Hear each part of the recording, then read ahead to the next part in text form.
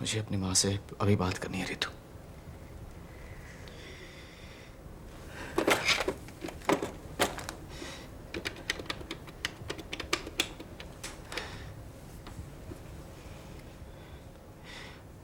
बरसों बाद आज फिर से उसके दूध की प्यास मुझे रुला रही है।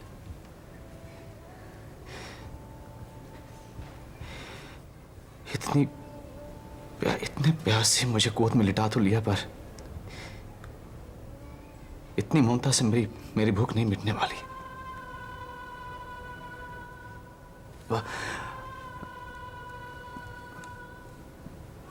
बाबा, बाबा, मैं सुनील।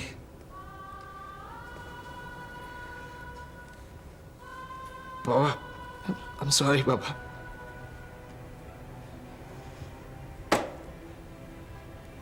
जी भर के सुन लिया मैंने पापा आपको, जी भर के रुला भी लिया आपने मुझे। मेरे आंसू आपके बुजुर्ग सफेद रुमाल के समरे नहीं संभलने वाले। उसके लिए मुझे मां का आकाश से भी लंबा चौड़ा आंचल चाहिए। मां को बुलाइए पापा। बेटा,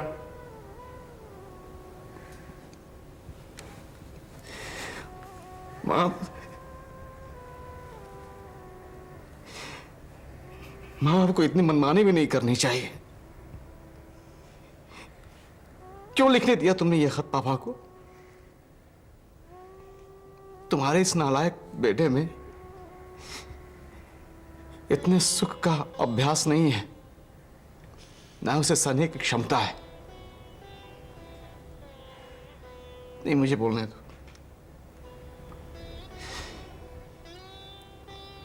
पापा आखिर मेरे ही बाप निकले। बहुत रुलाया उन्होंने मुझे।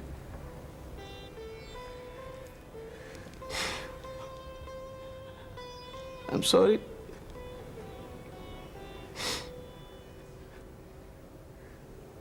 Thank you very much. माया, तुम लोग बहुत याद आ रही मुझे।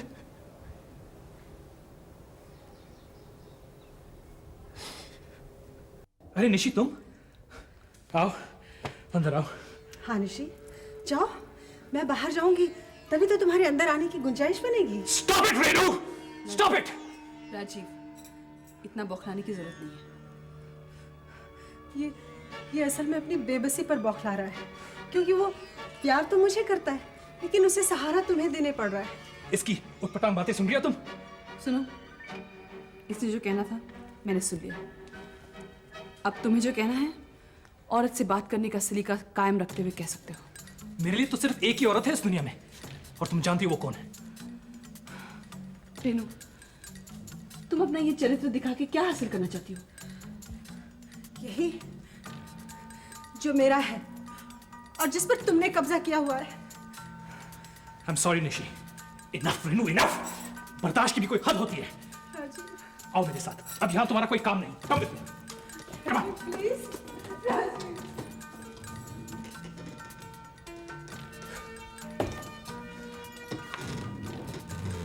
अरे निशी, तुम अब तक बैठी नहीं? नहीं, कोई जरूरत नहीं है। Sorry about all this Nishi. ये रेनू दिन ब दिन सरपरी होती जा रही है। पता है क्या कहा उसने? मैंने सब सुन लिया। उसने क्या कहा, तुमने क्या कहा, सब सुन लिया। नहीं नहीं, तुम्हारे आने से पहले क्या कहा उसने, सुना तुमने? मैं काफी देर से यहाँ बाहर खड़ी थी, मैंने सब सुन लिया राजीव। ओह, क्या सुना तुमने? खैर, वो मेरे लिए जरूरी नहीं है। मैं जिस काम के लिए आई थी वो काम कर लेती हूँ। हाँ बोलो। मैंने डिजाइन में कुछ चेंजेस बनाए हैं, सोचा तुम्हें दिखा दूँ। मैं बाद में देख लेता हूँ। ठीक है, जब तुम्हें फुर्सत मिले तब देख लेना। मैं चलती हूँ। जाने की जल्दी क्या है निशी? मुझे यहाँ ठहरने की भी जरूरत नहीं है। Bye bye. निशी प्लीज, मुझे पता नहीं कि तुमने कौन सी बात सुनी, लेकिन मैं तुमसे कुछ कहना चाहता हूँ। राजीव, मुझे तुम्हारी कोई बात नहीं सुननी है, प्लीज। निशी, निशी।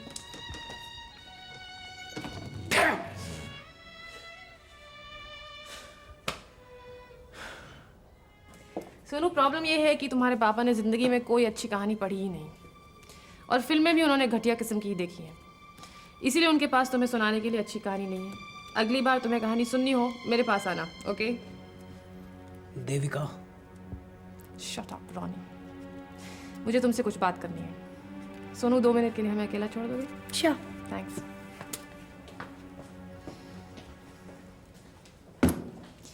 क्यों उस बच्चे के सामने ये सब बकवास कर रहे थे? जिस कोख से जन्म लिया है उस औरत की कहानी उसे सुना रहा था। जी नहीं, अपने दिमाग की गलाजत उसके सामने उड़ेल रहे थे। और सौरभ के बारे में वो सब बकवास बकने की क्या जरूरत थी? ये क्यों नहीं कहते कि स्वेतलाना का जहान आबाद हो रहा है और आपको जलन हो रही है?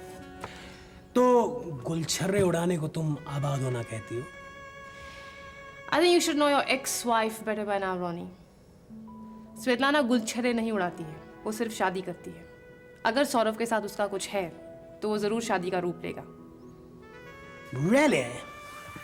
यानी कि मुझसे शादी करने के बाद वो 2 साल मेरे साथ रही, एक बच्चा पैदा किया, फिर 10 साल किसी पराये की रखेल बन के रही, और अब वो औरत दूसरी शादी करने जा रही है और उसके कैरेक्टर का हवाला तुम मुझे दे रही हो।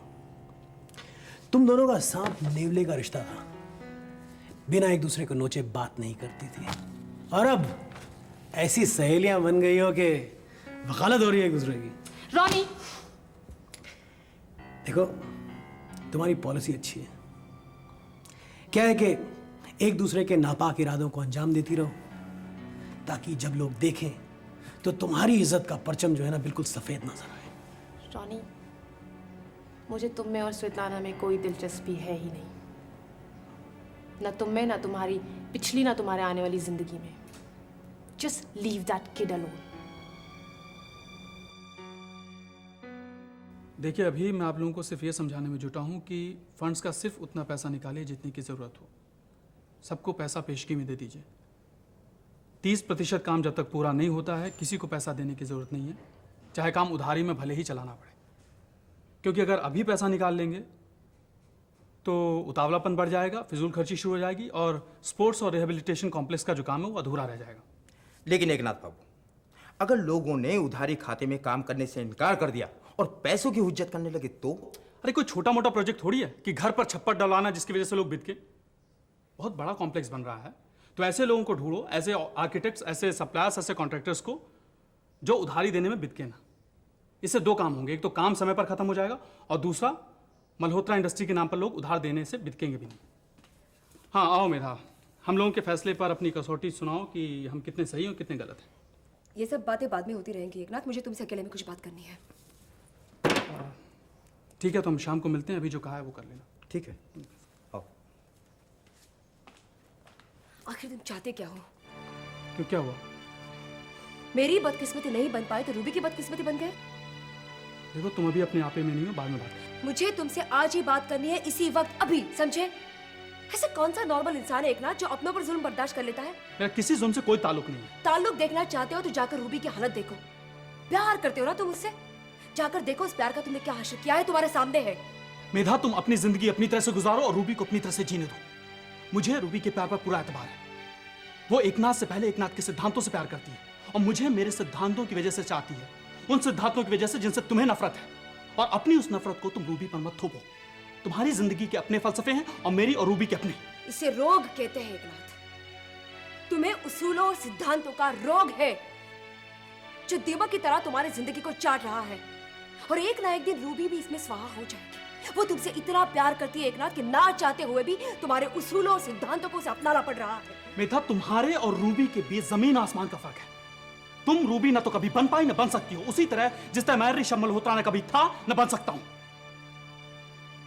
तुम एकनाथ का क्या बनाओगे ये मेरी आंखों को साफ साफ नजर आ रहा है। ऋषभ की इतनी अच्छी ऑफर को नामंजूर करके तुमने ये साबित कर दिया है। मेधा, हार जीत का फैसला इतनी जल्दी नहीं करती। तुम्हारी और मेरी अभी काफी उम्र बाकी है। जिंदगी खुद हार जीत का फैसला कर देगी। देखिए,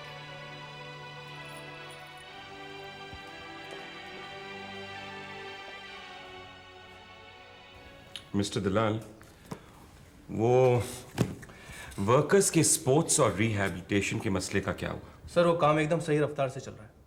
गुड। फंड्स कब रिलीज करने होंगे? फंड्स तो रिलीज हो चुके सर। रिलीज हो गए? जी। किसने किया रिलीज? मिसेस मल्होत्रा ने। मिसेस मल्होत्रा? मतलब मिसेस शीला मल्होत्रा, अपनी कंपनी के वाइस चेयरपर्सन। क्या हुआ सर? कुछ नहीं। तुमने शीला को जब मिसेस शीला मल्होत्रा कहकर एड्रेस किया तो कुछ अजीब लगा, लेकिन अच्छा भी। गुड इवनिंग पापा। गुड इवनिंग बेटे। वाह वाह, कम कम कम कम। क्या बात है। ऐसे लग रहा है कि हमारी बेटी खुशियां लेकर भागती हुई चली आ गई। मैं एक बहुत ही अच्छी खबर लेकर आई हूँ। Really? मैं बाद में आता हूँ। मिस्टर दलाल, आप मेरी शादी में आ रहे हैं ना? अगर मैं आपकी शादी में नहीं आ पाया तो मिस्टर महेंद्र मल्होत्रा मुझे नौकरी से निकाल देंगे। करेक्ट। ओके। इधर आओ। अब बताओ, हमारी बिटिया किस बात से इतनी खुश है?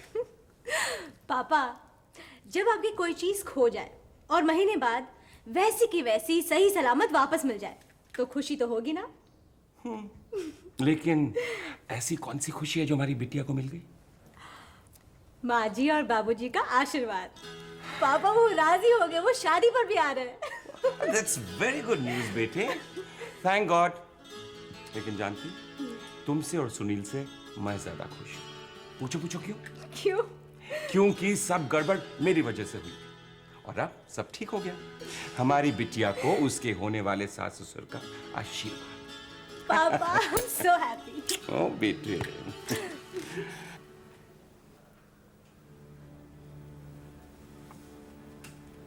माँ जी, क्या हुआ? आप इतनी उदास क्यों हैं? पूजा, मुझे करण की बहुत चिंता है। पता नहीं वो कहाँ होगा। उसे कुछ हो तो नहीं क्या? माँ जी, ऐसे बेकार ख्याल दिमाग में मत लाइए। ये ख्याल बेकार नहीं है। तकदीर ने हमेशा करण और मेरे साथ बहुत बुरा किया है। माँ जी, दिन बदलते हैं और ये दिन भी नहीं, करण की तकदीर कब बदलेगी? ऐसा लगता है किसी ने हमें बददुआ दी है। पूजा, क्या तुझे कभी भी ऐसा लगा कि मैंने जानबूझ के तेरे साथ बेइंसाफी की है? नहीं माँ जी, आपने सिर्फ एक पंछी को आजाद किया है। मैं आज जो भी हूं आपकी वजह से हूं। आपकी वजह से मेरी जिंदगी को एक नई जमीन और एक नया आसमान मिल गया है। केडी को इस तरह दुत्कार कर तुमने अच्छा नहीं किया लेविन। पालतू जानवरों की गिनती में भी केडी नहीं आता है। मेरे कहने का मतलब ये है कि थोड़ा बहुत पैसा देकर केडी से केशव के कत्ल की कई सच्चाइयां हासिल की जा सकती थी। वो हमें बहुत सारा इंफॉर्मेशन दे सकता था। हाँ, मैं मानता हूं, क्योंकि केडी केशव के कत्ल की साजिश में शामिल रहा है तो वो बहुत जानकारी रखता हो, पर वो शायद वो मल्होत्रा फैमिली के उस मेंबर को जानता हो जिसने केशव का कत्ल करवाया। शायद नहीं, वो यकीनन जानता है। लेकिन श्वेतलाना वो सच्चाई बताकर खुद अपने हाथों से अपने गले में फंदा क्यों डालेगा? वो तो एक तरह से उसका इकबाल जुर्म हो जाएगा, क्योंकि वो बाकायदे उस साजिश में शामिल रहा है। ये बात भी सच है। केडी ये सच्चाई किसी को क्यों बताएगा जब वो जानता है कि वो भी फंस जाएगा। यस, कम इन। ओ भाई। सर, तहकीकात में तरक्की हुई है। क्या?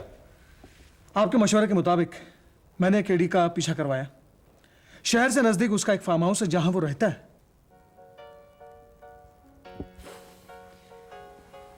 गुड जॉब वकील साहब। सर, केडी अब हमारे आदमियों की निगाहों के दरमियान रहेगा और उसके हर कदम का नक्शा बाकायदा तैयार करवाया जाए। अच्छा माँ जी। जी।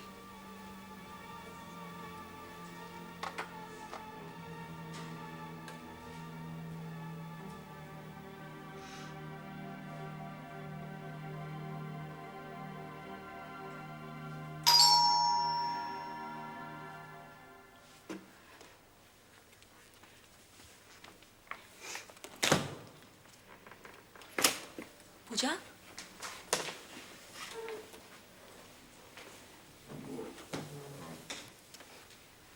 जो मैं देख चुकी हूँ उसे छिपाने की कोशिश क्यों कर रही हो? क्या छिपा रही हूँ? यही माथे पर शिकन, चेहरे पे उदासी, आंखों पे नमी। क्या हुआ है? किस बात को लेकर इतनी अपसेट हो तुम? बताओ ना। रक्षंदा के साथ रहकर लोगों के जज्बातों को समझना मैं सीख गई हूँ। क्या परेशानी है? शिबानी, शिबानी आजकल सिर्फ एक ही परेशानी है, करण।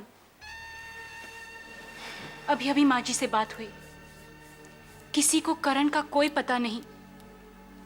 माँ जी ने मुझसे कुछ नहीं कहा, लेकिन मैं जानती हूँ कि वो बहुत परेशान है। शिबानी, शिबानी माँ जी एक हार्ट पेशेंट है, मुझे डर है कि कहीं वो। करण करण करण, तुम लोगों का बड़ापन मुझे इरिटेट करने लगा है। तुम लोगों को करण की कितनी चिंता है, वो तो इस चिंता के लायक भी नहीं है। शिबानी, शिबानी प्लीज ऐसी बात मत करो। आजकल करण बहुत परेशानी में है, हमारा फर्ज बनता है कि हम। फर्ज? तुम लोगों का फर्ज न जाने किस मिट्टी का बना है। वही करण जिसने सबके साथ इतना बुरा किया है, वही करण जिसने मल्होत्रा फैमिली को बर्बाद करने की पूरी कोशिश की है। आज वही मल्होत्रा फैमिली उसकी परेशानी में परेशान है। Shibani, forget it. मुझे तो लगता है कि तुम लोगों की दुश्मनी के जज्बे में भी मिलावट है। शिबानी, करण बदल चुका है रक्षंदा की मौत के बाद। उन तब्दीलियों की भी कीमत है मौत। करण और रक्षंदा के रिलेशनशिप को मुझसे बेहतर कोई नहीं जानता। करण का रक्षंदा से प्यार सिर्फ सुकून नहीं था, उसने प्यार के नाम पर रक्षंदा को बहुत टॉर्चर किया था। नहीं शिबानी, मैं कुछ नहीं सुनना चाहती।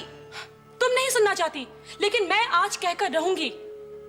तुम लोग क्यों करण को उसके कर्म नहीं भोगने देते? इतनी बुराइयां उस आदमी ने सबके साथ की हैं, अपने साथ होती हुई बुराइयों को क्यों नहीं भोग सकता वो? आज पुलिस उसके पीछे भाग रही है, पुलिस से छुप रहा है वो। 6-7 महीने पहले उसने त्यागी के साथ भी यही किया था। कहां थे तब तुम लोग?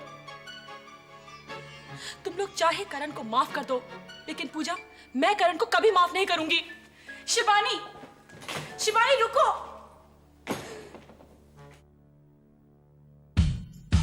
वफा मोहब्बत, नफरत प्यार, दौलत शोहरत, भागम भाग,